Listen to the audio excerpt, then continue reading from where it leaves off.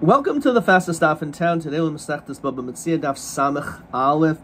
We are going to begin on Samach Amid Beis by the new parak. Ezu Neshach Vezu Tarbus.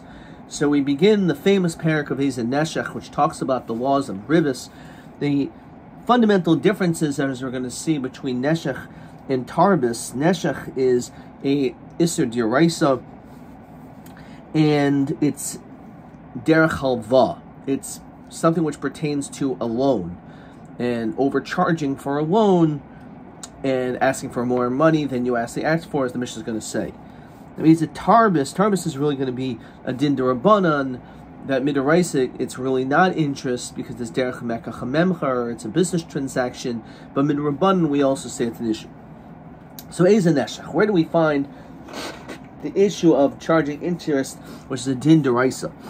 So amal v'sela behe dinar.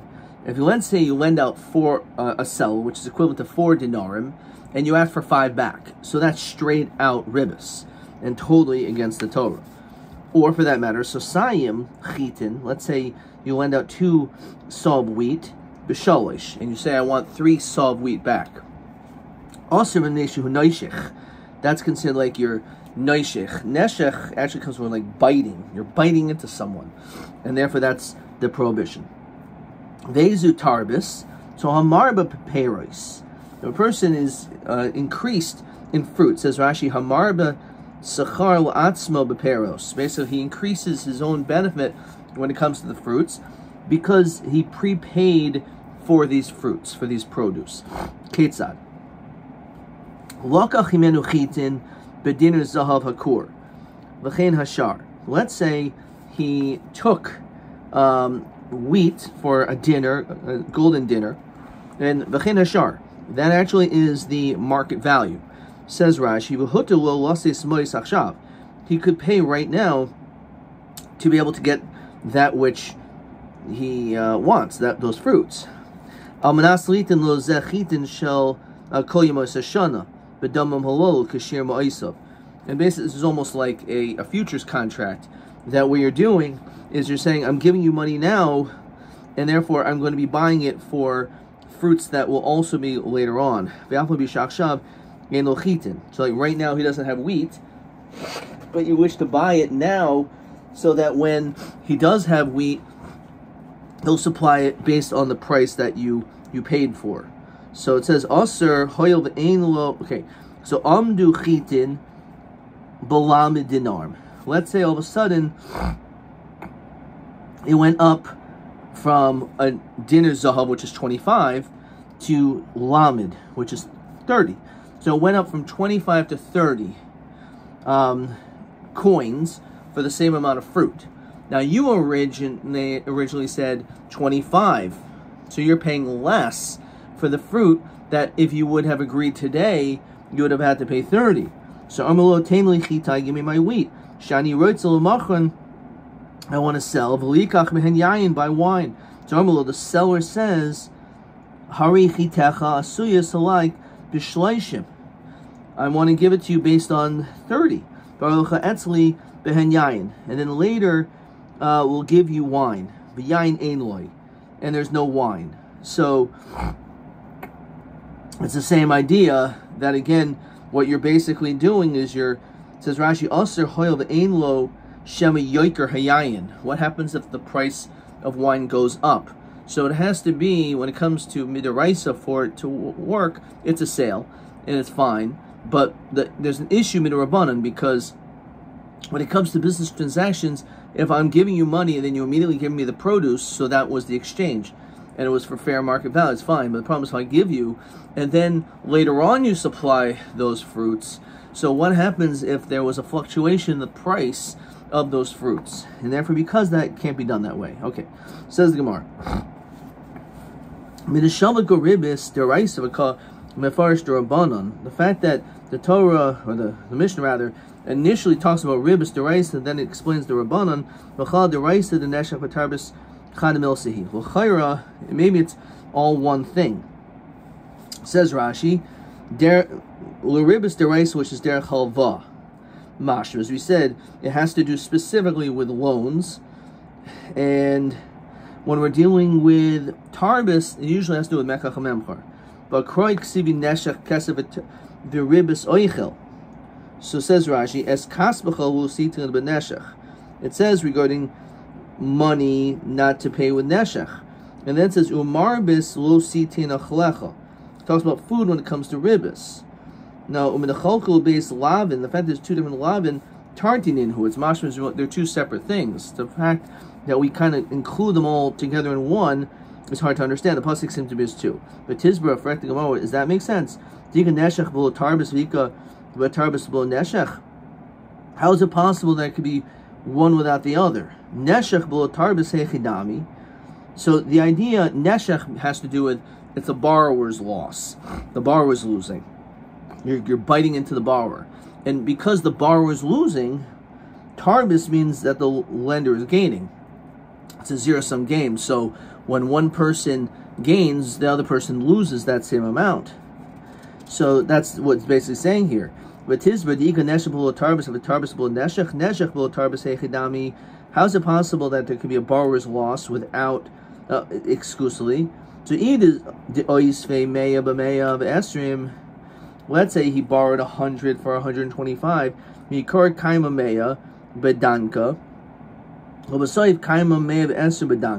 So again, first it was 101 to 125. Neshech ika, so the guy's the borrower's losing out. He's biting into the borrower because he's causing the borrower to give up, to lose something which he was not receiving. The tarbis leika, however, the lender is not gaining anything. Delately ramcha the danka oisve v'danka koshakumine. If all we're talking about is the danka, so a danka he lent him and danka is returning. So if we go after what was original, har neshech or tarbis, there's still both. If we go after the end, no. Lo neshech ika v'lo tarbis ika. There won't be either. Vasu tarbis v'lo neshech hechidami. How is it possible that the lender gains and the borrower doesn't lose? If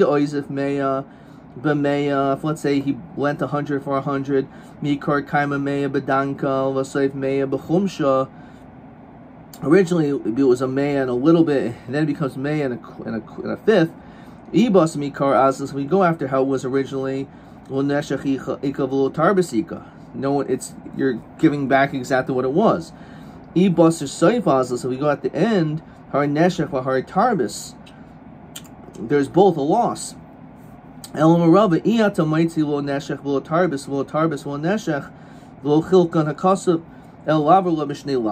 right. You can't really say that there's one without the other, because one needs the other, as we just explained. That, and therefore, why does it mention it? It's just to say that when you charge interest, you actually violate two lavin. Tanabam. The pasuk says as kasbachol sitin beneshech, again, which pertains to not overcharging as far as a loan, asking for more money, because asking for more money is going to be a borrower's loss. And by doing this, and when it comes to marbis, which has to do with the lender, the malva gaining by taking more than he lent out. Now, it mentions kesef and oichel, but it mentions them by two different parts. By neshech, it talks about money. By ribis, it talks about oichel. So neshech ba'oichel menayin. How do we know that there could be a possibility of also charging interest by lending out food and asking for more food? Neshech oichel ribis. Neshech oichel ribis. Neshech oichel. Okay, so ribis b'kesef menayin. Talmud loimer neshech kesef. So just the way that you would read the pasuk, the eating the food or the kesef could go on the neshech or the tarbis. Fine. Talmud loimer neshech kesef. As we continue samachal from now. So im enu neshech kesef shahari kvar nemulo tashech lachicha.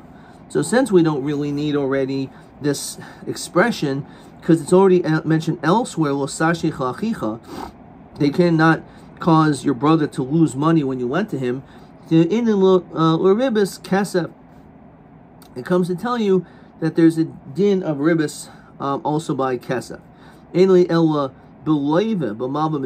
do we know there's a lav only for the loive, the borrower? Maybe dafka that. How do we know the malva? Also the one who lends the money, he's oiver. So never neshach beloive, never neshach b'malva. Ma neshach amar beloive. Lo chalakta boy ben bekesef ben b'oichel ben beneshach ben b'ribis. Af neshach amar b'malva. So it's not like it's the borrower who gets the punishment. The malva just the same. Okay. Well, 9, the Rabbis called Dover. How do we know it comes to include all matters of charging interest, not just food or money? It says beferish, anything. Ravina Omer loy neshech ba'oichel v'loy ribis b'kesef srichi kro. The truth is, by neshech, by eating, by food, and ribis, by money, you don't even need a pasuk. The ikas of diksiv es kasbecha lositin loy b'neshech v'yochalcha b'marbis k'dikamet. If it would have said it that way, then I would agree.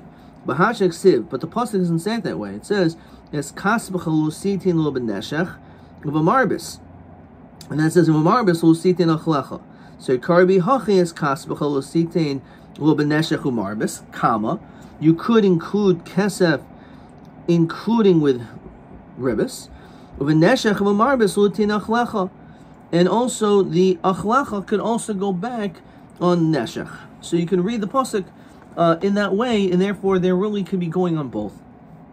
I have a ton of nemer kaimer. Says Rashi, Gzer Shava Nafkale. I thought we just said before that it was all derived through some Gzer Shava, not just through reading the pasuk. So Hachikamer, Iul Nemer Kra. If you wouldn't have had the pasuk, Hayisaim Gzer Shava, then Taki could have gone on to this Gzer Shava. Akshav Shnemer Kra, Gzer Shava L'Tzarech.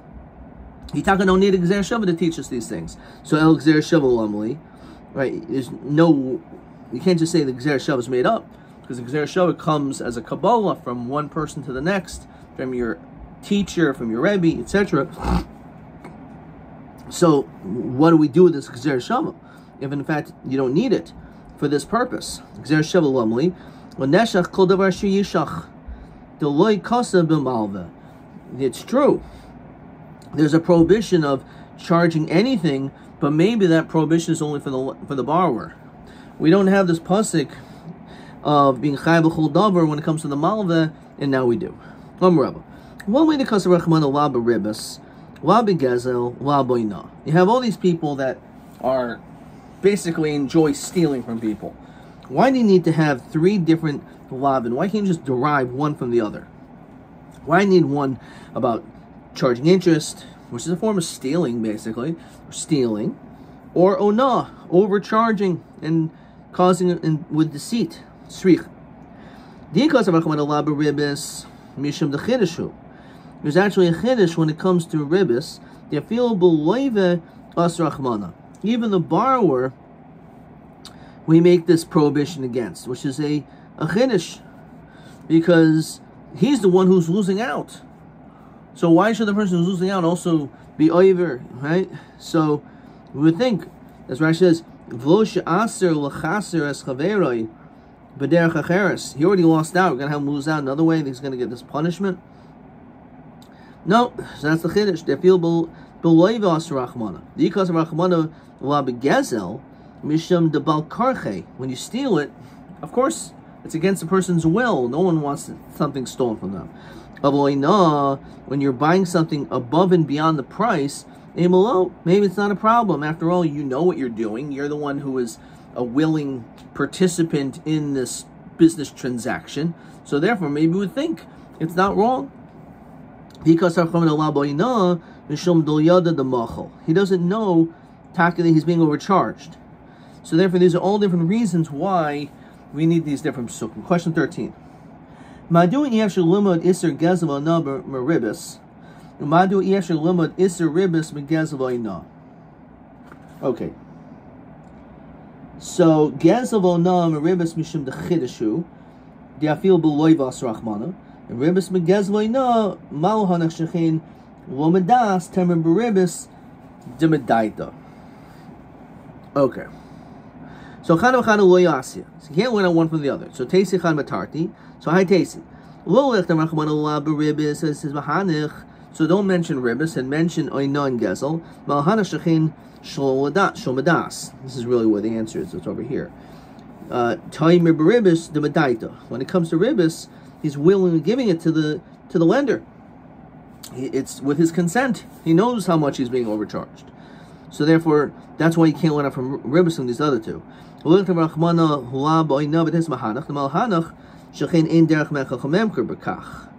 So you can say maybe don't mention ona and learn from the other ones. Yeah, but this is not normal mekach hamemker. In other words, when it comes to ona, okay, so person who's overcharged, okay, that happens. But gezel, that's not mekach hamemker, and halva, this is not ribis. That's not normal. You're just charging me extra interest. Don't mention gezel, but teisi mahanach. You can ask dema parchas. What's shaila? Ma ribis shechin chidish oina. Even though you're right, ribis is a chiddush that we charge the leiva, but oina will prove you. That has nothing to do with that, and nonetheless it's still usher. So maybe also by gezel. Yeah, ma oina shechin lo yado moichel. When it comes to overcharging, maybe the guy doesn't know to be moichel, and maybe that's the reason why it's usher. Yeah, but ribis techiach, the guy knows he's being overcharged, and it's also usher. Because we're din lor zekru izeh sadashav shebehem shechein goizloi. In all these cases, it's theft. Afa via gezel. So the kash is, what do we learn out from a sada shava, from two to one, that you actually don't need the law of gezel. You can learn, obviously it's stealing, it's wrong. From these other two. Ranch is right. Amri hachinami taka, you don't need it. So el lav gezel lumli. So then why do we need a pasuk at all by gezel? So the extra chiddush of the kaivish sacher, that if you don't pay back, or you withhold wages. So kaivish sacher behexibeh. You already have a pasuk. It says we already know you can't overcharge. Excuse me, you can't withhold payment. It's true. So so it's the second lav. So why do we say that? Why do we say that this pasuk of gezel is going on ribis or ona, and you get a second lav there? Why dafka by withholding wages?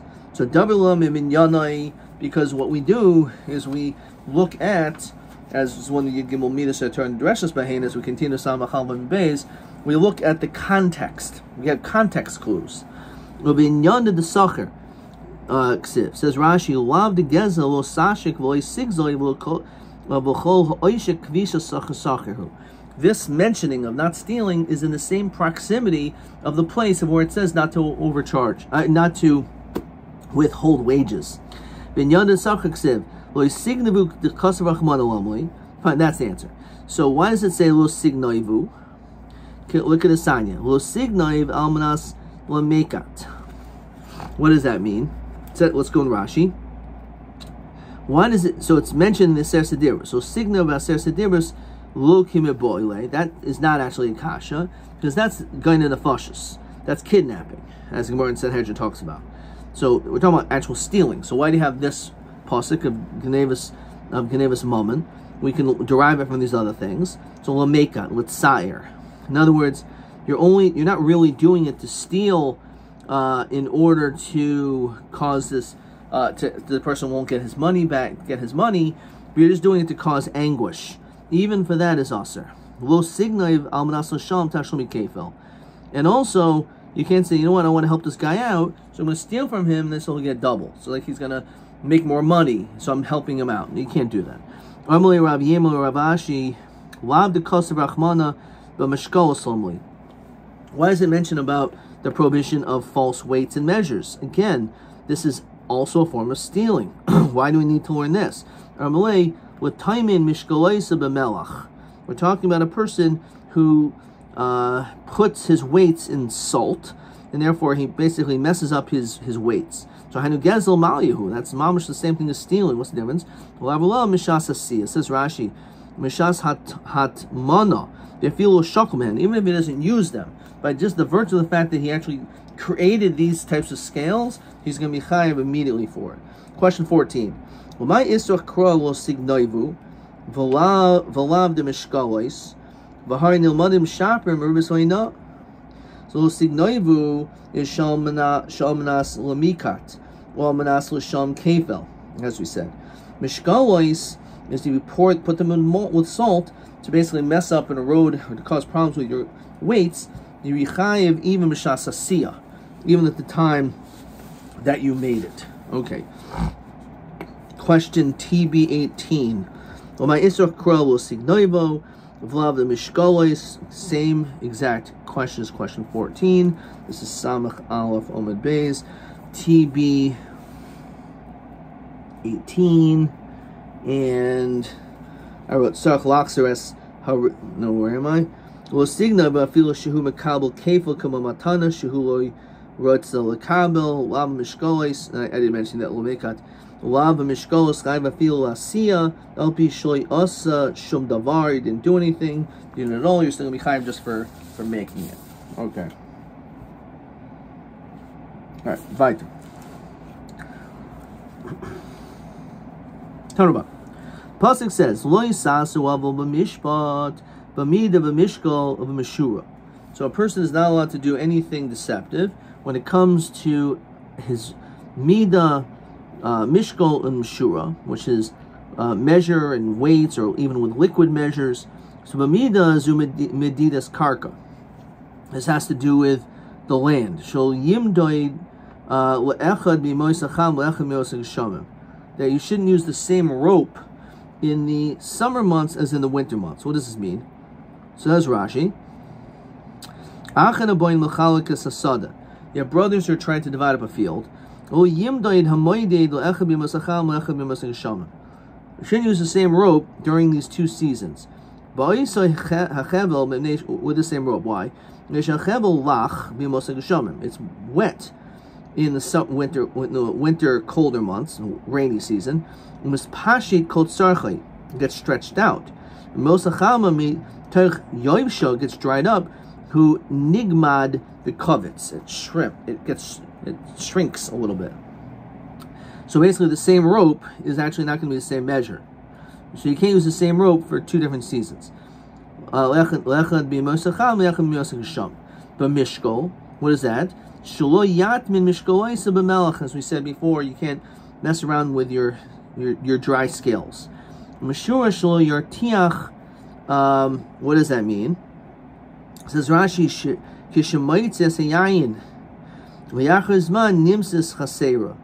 that when you pour out wine, after a little bit of time, the foam goes down. So basically what you could do is you could give someone a full glass of wine and then sell it to them, and then by the time they get home with all the bubbles, ends up you only give them half. When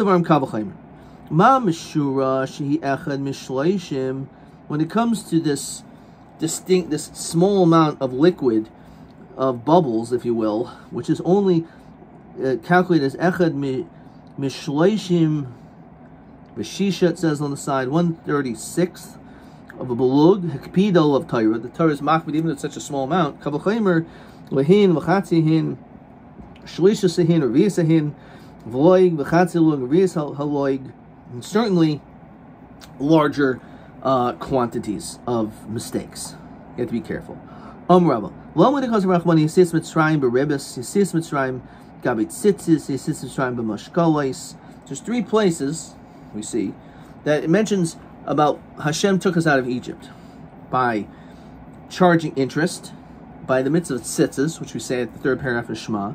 Yisis Mitzrayim is by Mishkolos, also by false weights and measures. So Amar Kadosh Baruch Hu, Anihu shehiv chanti b'Mitzrayim. I am the one who made a distinction. Ben tipa shel b'chor letipa shenu shel b'chor. I was able to say by Machas B'chor who exactly was the firstborn. Anihu she'osli por mimishatom oisav b'nachri.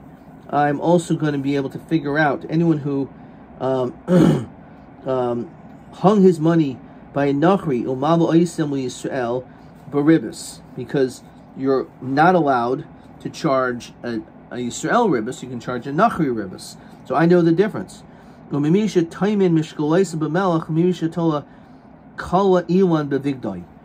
that's why it mentions it by ribis.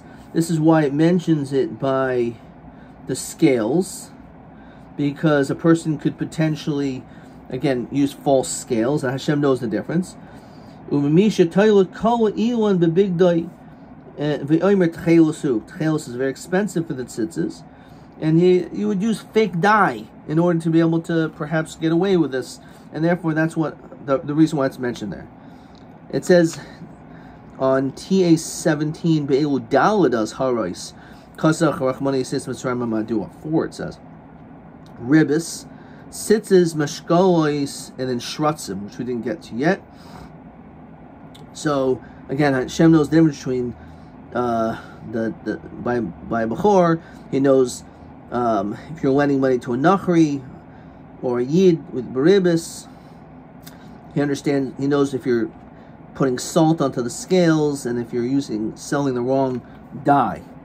Ravina ikul wasur de pras. Amalei Rav Chanina masur de pras. Ravina yisitz misad chaz rachmani gabi shrotzim ulomli. So this attack is it's the fourth place by shrotzim. It says it. So why? Why does it say it there?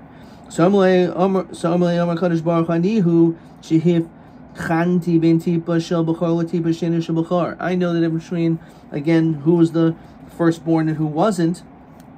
So I need also me shema ariv kirbe dogim tameim bekirbe dogim tahirim. Umarcham Yisrael. I know if you're going to be trying to sell kosher food, non-kosher food, and try to act as though it's kosher food, I know the difference. Armalei ana hamale kakashali. So he said, I can elevate this question. Mashnahacha hamala the kasach ana hamala kakashali. My question was the word hamala. Mashnahacha hamala the kasach rachman. Why does it say the word hamala in this particular circumstance? Let's see. See if Rashi talks about this. Okay. Armalei l'ketatana de Bishmul. The Tana Bishmul. Amar Kadosh Baruch Hu. Imalilo ha'elesi es Yisrael mitzrayim. If I didn't take the Yidden out from Egypt, el b'shvil davar zeh, except for this one thing, shein metamin mishratzim, that they should not become tummy by eating shratzim. Dai, that would be enough. That would be sufficient of a reason for them to have been able to be redeemed. Armalei umi nafish agrayu tfei meribis. Is the reward even greater than ribis and mitzitzis and mishkolis? Armalei afagav do nafish agrayu tfei. Even though the reward isn't greater, me'isi lamechlinhu. It's something which is repulsive and disgusting to eat, and therefore for that reason Hashem says if they are at least not disgusting, that's enough of a reason for them to be redeemed. Ad kan.